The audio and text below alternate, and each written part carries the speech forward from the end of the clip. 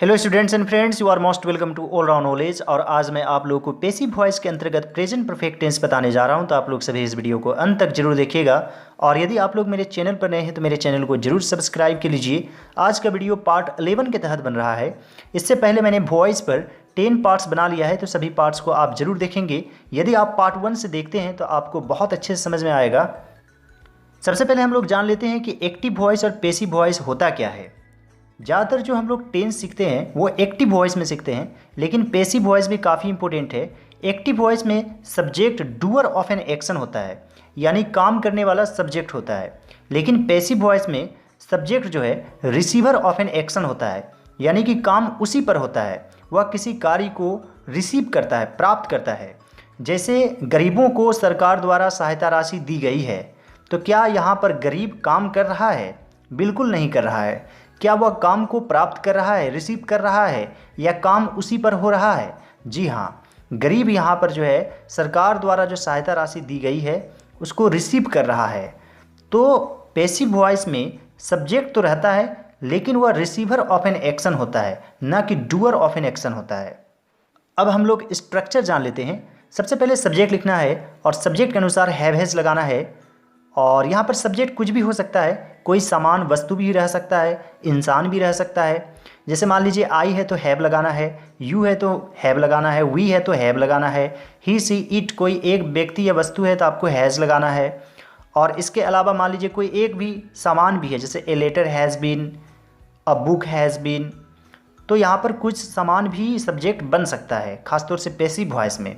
उसके बाद आपको वर्ब 3 यूज करना है और फिर बाय लगा देना है, फिर ऑब्जेक्ट। यदि सेंटेंस में के द्वारा रहता है, जैसे यहाँ सरकार द्वारा है, तो बाय द गवर्नमेंट होगा, और यदि नहीं है तो नहीं लिखना है। और प्रेजेंट परफेक्ट टेंस कैसे जानेंगे कि यह पैसिव वॉइस में है और प्रेजेंट परफेक्ट टेंस में है? तो यहाँ पर आप देखिए कि गरीबों को सरकार द्वारा सहायता राशि दी गई है, तो यहाँ पर काम पूरा हो गया है, तो इसका मतलब यह है कि यह प्रेजेंट परफेक्ट टेंस में है। और कैसे जाने कि यह पैसिव वॉइस में है? तो यहाँ पर जो है सब्जेक्ट है रिसीवर ऑफ एन एक्शन है।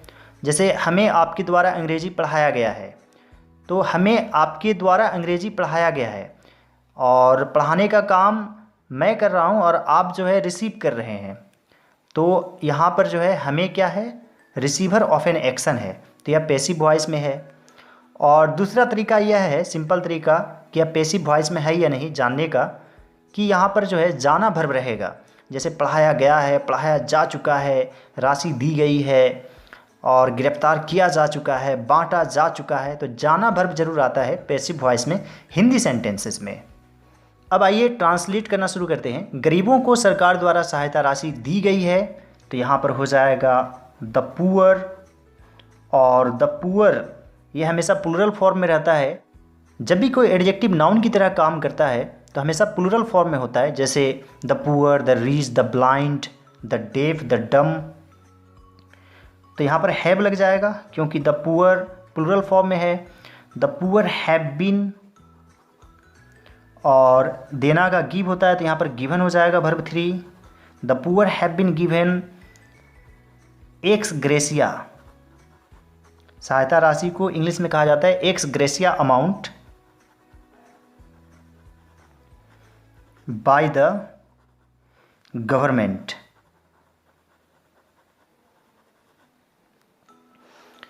हमें आपके द्वारा अंग्रेजी पढ़ाया गया है, तो यहाँ पर सब्जेक्ट है वी, और वी के साथ क्या लगता है, हैव। इसके बाद बीन लगा देना है। वी हैव बीन टॉट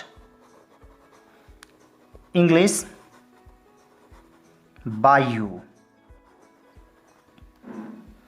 अपराधी को गिरफ्तार किया जा चुका है, तो यहाँ पर काम पूरा हो चुका है। किन्हें गिरफ्तार किया गया, अपराधी को, तो यहाँ पर हो जाएगा the criminals. The criminals have been arrested. और यदि पुलिस द्वारा रहता तो बाय द पुलिस हो जाता। गरीबों में कंबल बांटा जा चुका है, तो यहाँ पर सब्जेक्ट क्या है, कंबल। किस चीज़ को बांटा गया है, कंबल को, तो यहाँ पर हो जाएगा द ब्लैंकेट्स।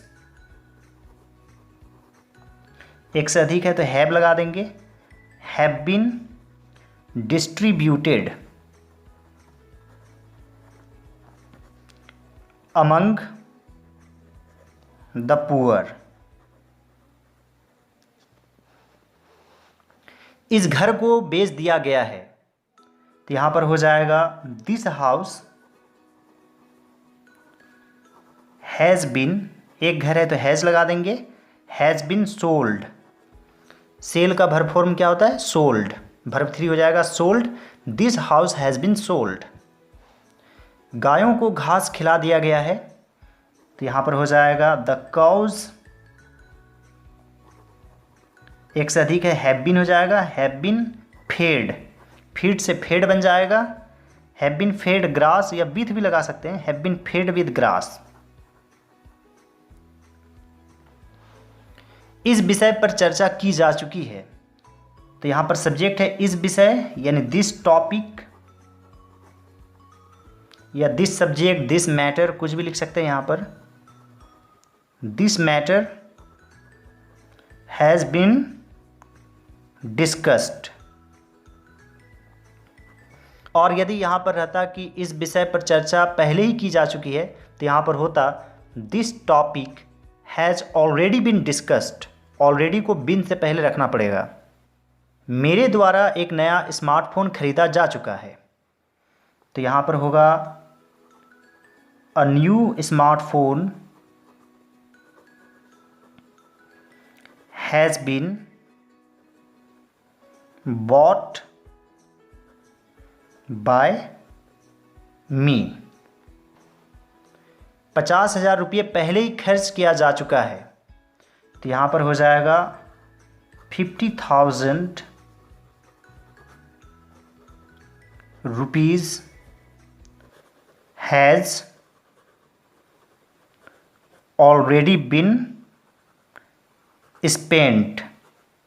स्पेंड से स्पेंट हो जाएगा और पहले ही का लिखेंगे ऑलरेडी, और यहाँ पर 50,000 रुपीज़ है, फिर भी हैज़ ही लगेगा, हैव नहीं लगेगा। उसका नाम पुकारा गया है, हिज नेम, एक नाम है, हैज़ लग जाएगा, हैज़ बीन कॉल्ड। हमारे दैनिक जीवन में पैसिव वॉइस का भी काफ़ी यूज होता है, तो पैसिव वॉइस को भी सीखना बहुत ही ज़रूरी है। और आप लोग बिल्कुल शुरू से देखेंगे, पार्ट 1 से देखेंगे पार्ट 11 तक, तो बहुत कुछ समझ में आ जाएगा। और इसके बाद भी मैं वीडियो बनाऊंगा, तो आप लोग सभी मेरे चैनल के साथ बने रहिए और दूसरे सभी वीडियोज को ज़रूर देखिए। All right dear students and friends, thanks for watching, have a great day.